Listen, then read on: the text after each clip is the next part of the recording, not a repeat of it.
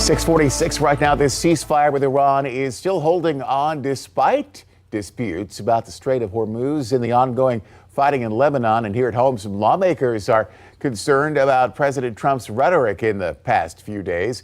Scripps News Group's Nate Reed is with us this morning. Now, Nate, some of these posts the president has made, like the one threatening to end a civilization, has drawn a lot of criticism.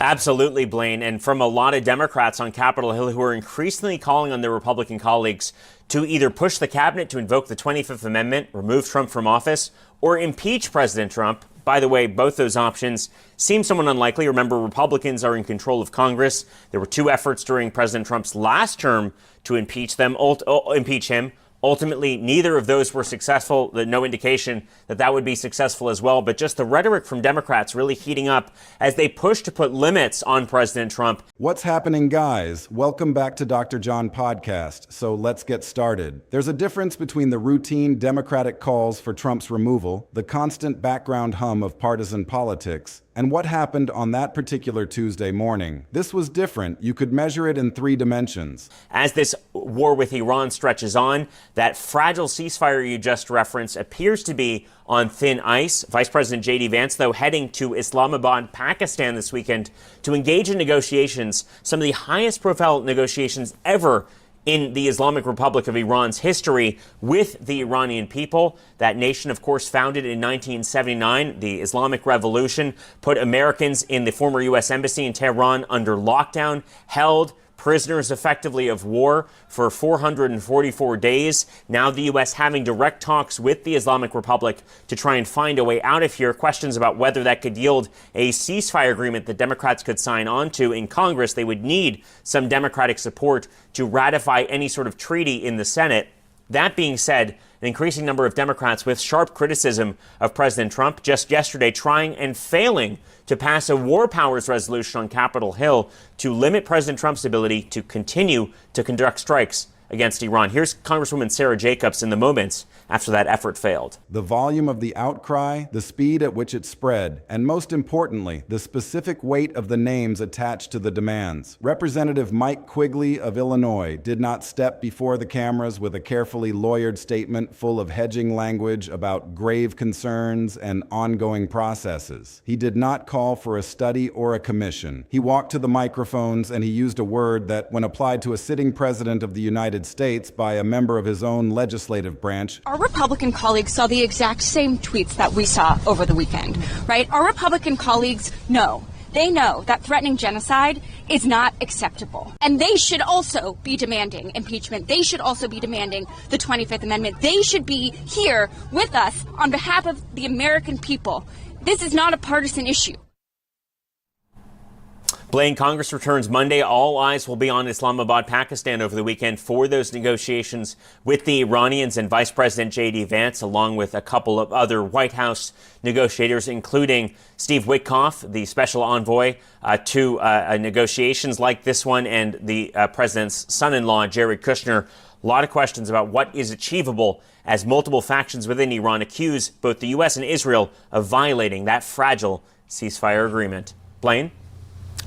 Nate Reed lied for us this morning on a Friday. Shatters the glass of political decorum. He said Donald Trump had reached a new level of unhinged. And he followed that diagnosis with a specific chilling accusation that the president had threatened to blow an entire country off the planet. This is not the language of a partisan disagreement over tax policy or regulatory reform. This is the language of a man who believes he is witnessing a slow-motion mental breakdown in the highest office in the land. And within hours, When asked about his own mental health at the White House today, here's what Donald Trump said. What is your response to critics who say that... I don't care about critics. What is your response to critics who say that it is your mental health that should perhaps be examined as this war continues? I haven't heard that. But if that's the case, you're going to have more people like me, because our country was being ripped off on trade, on everything, for many years until I came along.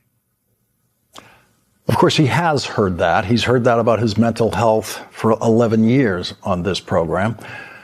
MS Now medical analyst Dr. Vin Gupta, who says he has not examined, obviously, Donald Trump and is not attempting to officially diagnose him, described what we all are witnessing this way, quote, erratic, can't finish sentences, often confused, illogical train of thought, word-finding difficulties, developing and worsening gradually over time. The president is exhibiting all the signs of dementia. Floodgates did not just open, they were blown off their hinges. Representative Khanna took to the digital public square and issued a demand stripped of all nuance and all procedural delay. He did not call for a conversation. He did not call for a hearing. He declared that every single member of Congress must call for Trump's removal that very day under the provisions of the 25th Amendment, not eventually, not through a carefully negotiated process. Congresswoman Shelley Pingree of Maine posted this. The president spent Easter on social media threatening to bomb another country's power plants and bridges, openly talking about committing war crimes like he's live posting a sporting event. This man has the nuclear codes. The cabinet and Congress must confront the obvious. Time for the 25th Amendment. And then, of course, there's Marjorie Taylor Greene's assessment of her old friend, Donald Trump. Quote, today, now, immediately, and then the dam broke. By the following day, more than 70 House Democrats had added their names to the growing roster of those demanding removal. And then came the voice that carries more institutional memory and more strategic weight than perhaps any other living Democrat. He has gone insane. Joining us now is Congresswoman Shelley Pingree of Maine. She's a member of the House Appropriations Committee and the Agriculture Committee. Congresswoman, thank you very much for joining us tonight. So first of all, when did you discover what Donald Trump said yesterday morning? Where were you? What was your reaction reading that? Nancy Pelosi, the former Speaker of the House, the architect of 2 impeachments and 1,000 legislative victories, stepped forward, and she did not mince words. She demanded Donald Trump's removal by any means necessary. Read those 4 words again. Any means. I think I was waking up, getting ready for my family to come visit for an Easter dinner, reading the, social media like everyone else, and just in a deep state of shock, but also, what's the surprise? This is what this man does every day. He disgusts us, he frightens us, and he shows that he's not competent to be the president, which is what so many people are saying every day, including our former colleague, Marjorie Taylor Greene. How many of your constituents even actually know about the 25th Amendment?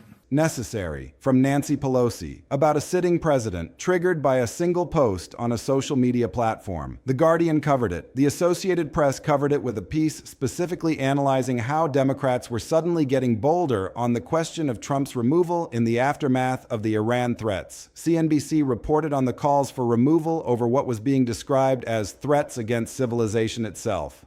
Well, they all seem to know about it now because people seem to be talking about it and tweeting about it. I mean, I hear more often about impeachment, but I think this is a moment, as you were quoting MTG, you're all complicit if you don't do something about this. So it's a way of saying, as you've talked about, the cabinet is complicit if they don't do something about this. They're around him every day. They probably know much more about his confused mental state than any of us in Congress do. You have my colleague on, Chris, who was talking about, members of the military need to speak up. Certainly Congress has to speak up and fight back. And the cabinet has to fight back. Congress has attempted a couple of versions of impeachment, were immediately, tabled by the Republicans, and it makes them complicit too if they don't speak up. For a while, people, I think, were saying, hey, this is how the president is. It's locker room talk. You'd hear Republicans say, I like his policies. I don't always like the way he behaves.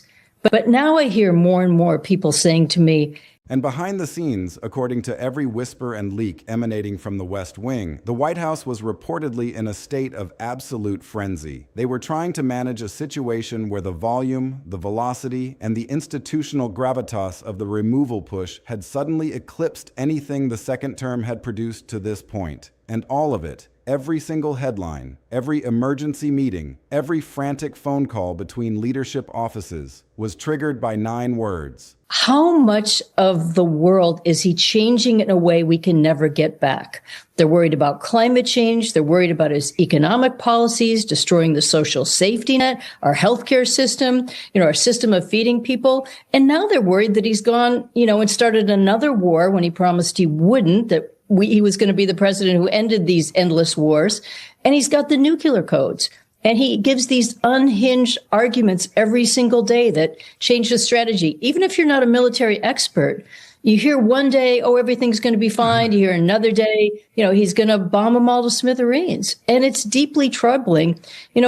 Americans, whether you pay a lot of attention to politics or not, whether you're Republican or Democrat, they have a deep sense of what's decent, what's normal, what should be allowable in our culture, and, how a president should act. And even though we've been normalizing some of these things by the behavior continuing, I just find more and more people they're frightened, they're angry, and they want to know when it's going to end.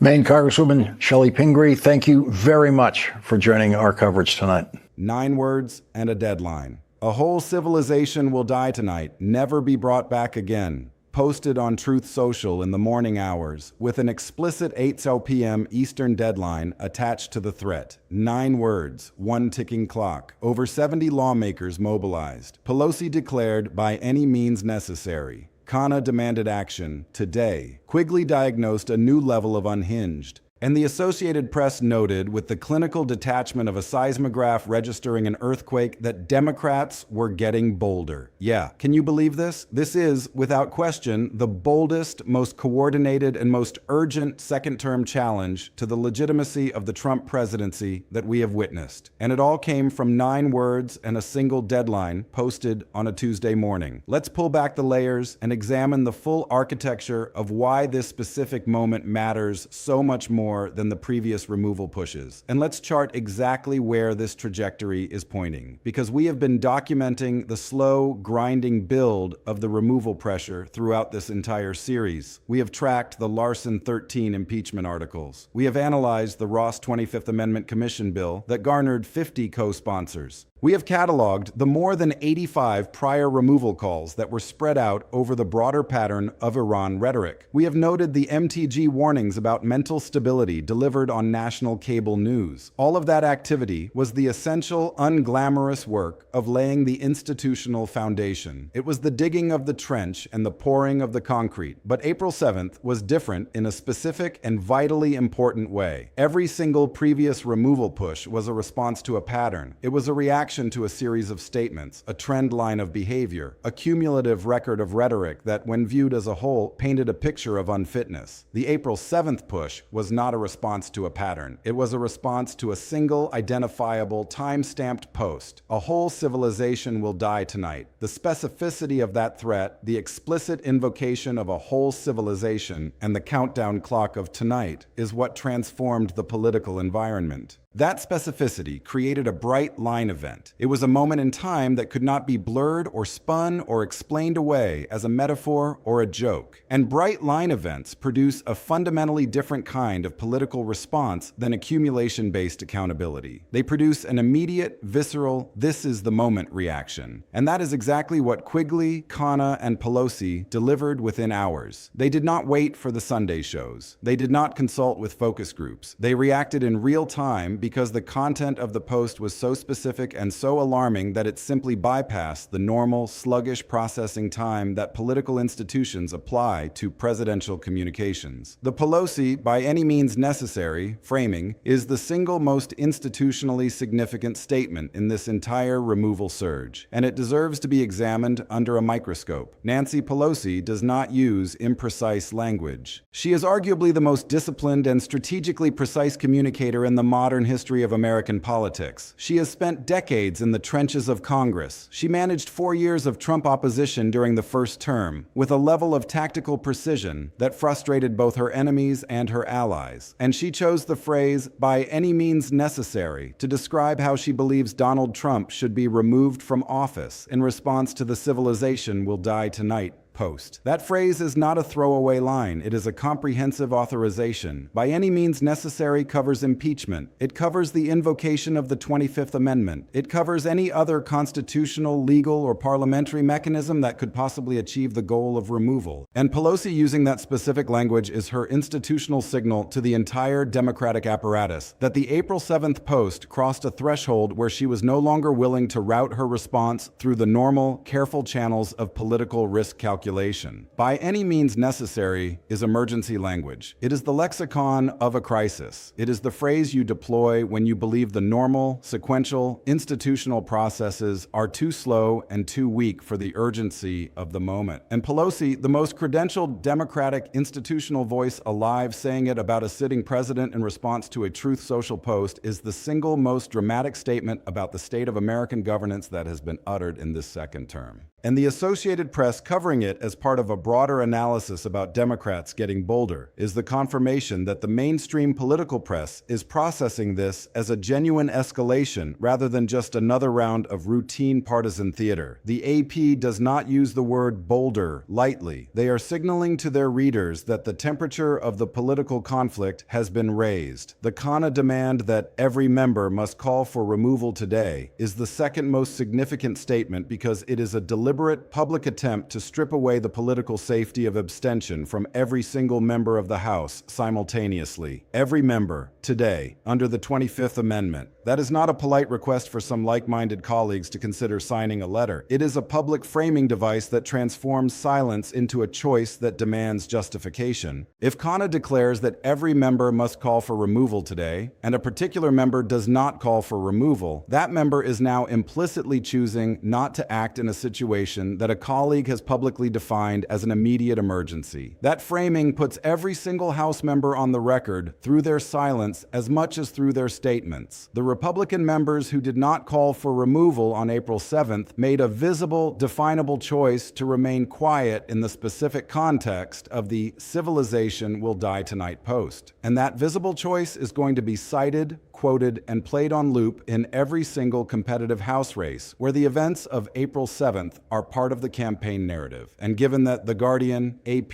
CNBC, The Wall Street Journal, and NBC all covered it, that means it is part of the national political narrative. It is inescapable. The AP's framing of Democrats getting bolder is the journalistic assessment that most accurately captures the strategic shift of the second term. Bolder is the operative word. Not louder, not more partisan. Bolder. It means more willing to reach for the most dramatic and consequential constitutional tools without the paralyzing caution that has often characterized Democratic responses to Trumpian provocations. The first term produced an opposition that was passionate and vocal, but often hesitant when it came to pulling the trigger on the most extreme accountability measures. The second term, and specifically the events of April 7th, is producing an opposition that the AP has now certified as bolder. And the fact that the removal calls surged past 70 signatures in a single day is the specific empirical evidence for that boldness assessment. 70 members signing on to removal calls in a single day in response to a single social media post is not cautious, institutional opposition. It is bold, rapid response, collectively organized accountability politics of a kind that represents a change in degree, if not in kind. So, let's go even deeper because the April 7th surge has layers that connect directly to the cold, hard political arithmetic of the House, to the simmering risk of cabinet defections, and to the broader midterm environment that is looming over everything like a storm front. The 70-plus signatures are not just a symbolic gesture. They are a political arithmetic data point that is being analyzed obsessively by every operative in Washington who is mapping the removal question. The House has 435 members. A majority to pass articles of impeachment is 218. Republicans currently hold that majority.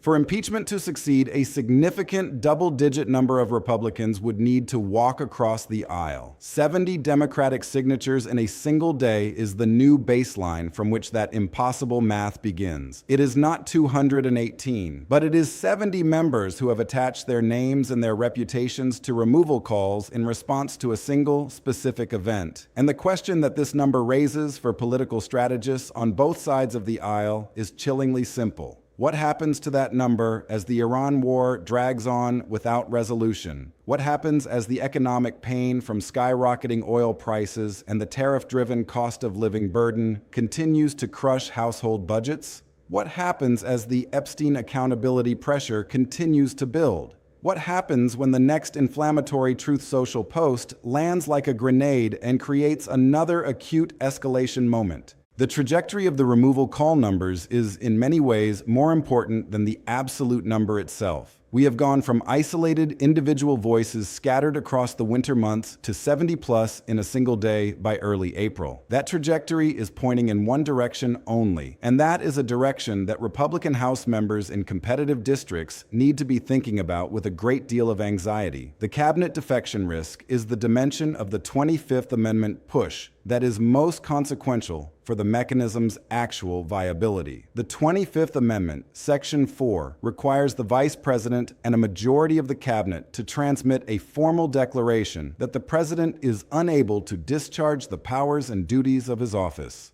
Democrats in Congress can scream about the 25th Amendment from the rooftops until they lose their voices. They cannot invoke it. Only J.D. Vance and the cabinet secretaries can turn that key. And the question of whether any cabinet member is privately more sympathetic to the removal concerns than their public stonewalling suggests is the exact question that every April 7th removal call is implicitly directed at. The calls for Vance and the cabinet to declare Trump unfit are not merely performative accountability statements. They are a form of public pressure applied directly to the specific individuals who actually hold the constitutional authority to act. And cabinet officials who are reading about the "Civilization Will Die Tonight" post in The Guardian and the AP, who are managing departments that are being battered by the policy consequences of the Iran war and the economic collapse, are making their own private assessments of the situation. The White House frenzy that insiders are describing is, in large part, a response to the administration's acute awareness that the cabinet pressure dynamic is real and volatile, even if no cabinet member has yet had the courage to break publicly. The fact that Mike Quigley led the charge is a specific strategic choice that signals something important about the organizational strategy behind this surge. Quigley is not the most famous name in the caucus. He is not in formal leadership. He is not a cable news fixture like AOC or a firebrand like Rashida Tlaib. He is a senior Illinois Democrat with a solid, workmanlike institutional reputation and a background in national security that gives him specific credibility on matters of war and presidential fitness. His being the member who led with new level of unhinged and threatening to blow an entire country off the planet is a deliberate choice about who delivers the accountability message. When the very famous progressive names lead a removal push, the Republican response is pre-programmed. It is the radical left doing what the radical left always does. It is easy to dismiss, but when a senior, sober, national security-focused institutionalist leads with that kind of language, the framing is much harder to reduce to simple partisanship. Quigley is not a fringe voice. He is the mainstream, and the AP covering the story as Democrats getting bolder rather than progressive flank escalates rhetoric reflects that exact distinction. The boldness is coming from the institutional center, and boldness from the center is far more politically dangerous for the administration than boldness from the flanks alone. The Guardian's coverage of the whole civilization warning brings the international media dimension into sharp focus. The Guardian is a major British publication with a vast global readership. When they cover a specific Truth Social post by the American president as a story about threatening to destroy a civilization, that post is being processed not just by voters in Pennsylvania and Michigan, but by foreign ministries in London, Berlin, Tokyo, and Beijing. Allied governments and adversaries alike are watching American presidential communications for signals about intent, stability, and reliability. The international dimension of this post is the dimension that most directly affects the diplomatic environment in which any future negotiation with Iran would have to take place. Allied governments read The Guardian. They process the "Civilization Will Die Tonight" post as a genuine, unhinged statement of intent from the leader of the free world, and they are making their own assessments about whether American diplomatic commitments are stable enough to be worth engaging with. The NATO allies who already rejected the Hormuz blockade coalition are now watching a president whose own lawmakers, by the dozens, are demanding his removal in response to a single social media post. Their confidence in American leadership is not being bolstered by this spectacle.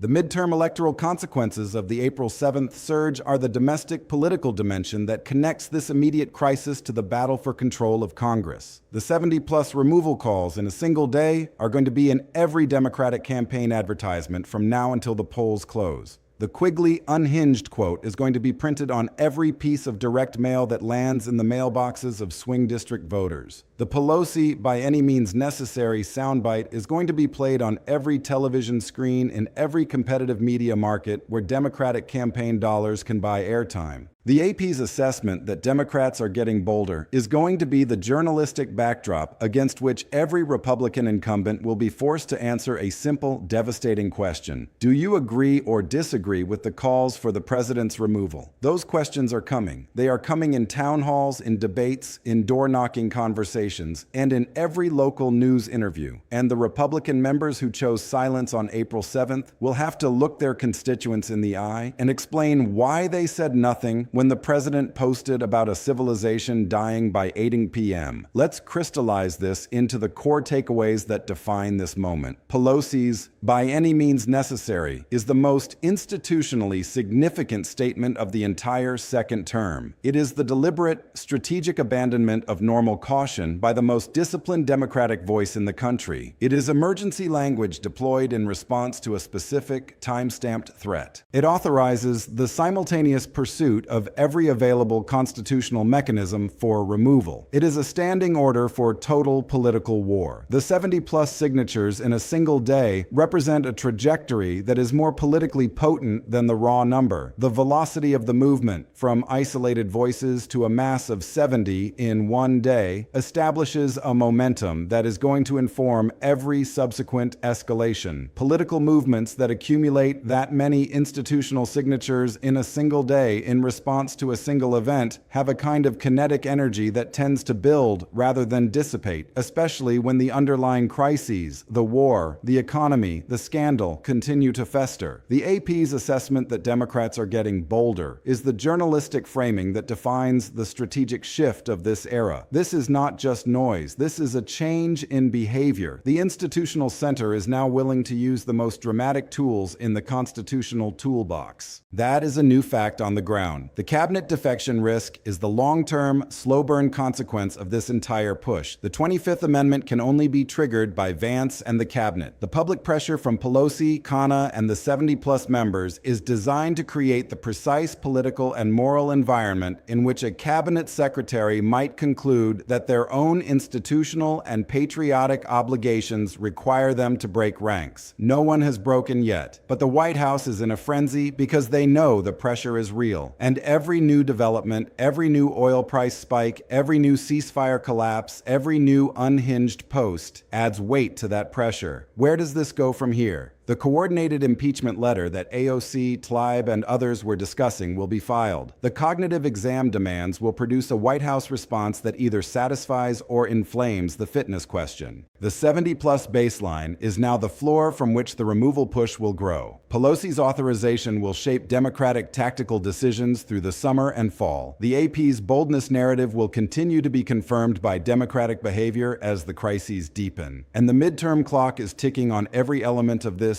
simultaneously. Republican incumbents in competitive districts are making their own private calculations about how long they can afford to stay silent about a president whose removal was demanded by over 70 of their colleagues and by Nancy Pelosi in a single day. 9 words, 1 deadline, over 70 lawmakers. Pelosi, by any means necessary. Khanna, every member today. Quigley, new level of unhinged. The AP saying Democrats are getting bolder. The Guardian covering it globally. The cabinet under pressure, the White House in frenzy, the boldest second-term challenge yet, and the midterm clock keeps ticking.